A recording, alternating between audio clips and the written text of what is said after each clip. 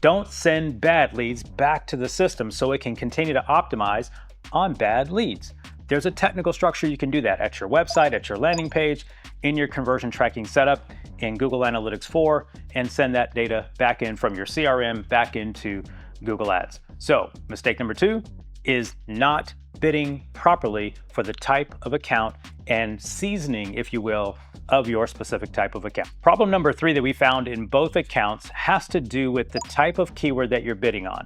For those that don't know, there are 3 types of keywords. There are exact match, which means that if and only if the searcher types these exact words in these exact orders, do you want me to show your ad? Meaning you're telling Google, only show my ad if these exact words show up in this exact order.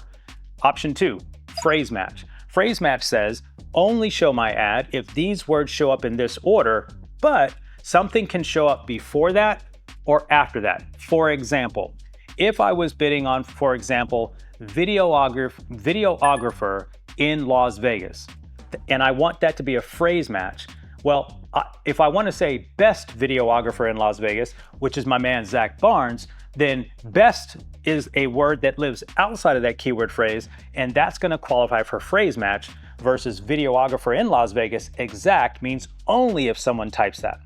The last one is the one Google would prefer to use all the time, and it's called broad match. Broad means any of those words showing up. So videographer in Las Vegas, if any of those words are in the entire query, show the ad. Now, ultimately, this sounds like a contradiction because technically Google has more ability to find your best customers when you give it permission to do broad. The challenge is everybody likes to go exact. And what we found in both campaigns, everyone had their campaign set up in exact match largely because they only wanted those exact queries together. Well, here's what's interesting. Let's just go back to my man, Zach Barnes. Let's say I was looking for him. Well, he's a great videographer, but what if I wanted to know videographers in Las Vegas pricing? What if I wanted to know, do they shoot weddings? Do they shoot commercial? Do they shoot photography? Do they shoot commercial videos? There might be other things that I'm interested in. And if you only bid exact, number 1, you pay the most. Number 2, you're giving Google no room to bring in the intent of my search, and you're limiting their ability to see what else I was doing before I ran the search to find your ad. So in both of these campaigns, there was too much overuse of exact match, which is A, more expensive. B, phrase match was the second amount used.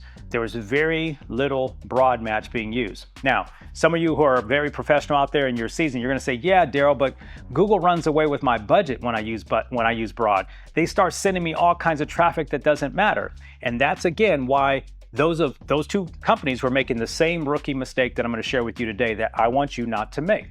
And that is every single week, you must be going into your search query report and telling Google, hey, these are crap keywords. Do not show my ad when these show up. You have to do self-optimization every single week. That's gonna come up in another point, so I don't wanna go into that too deep.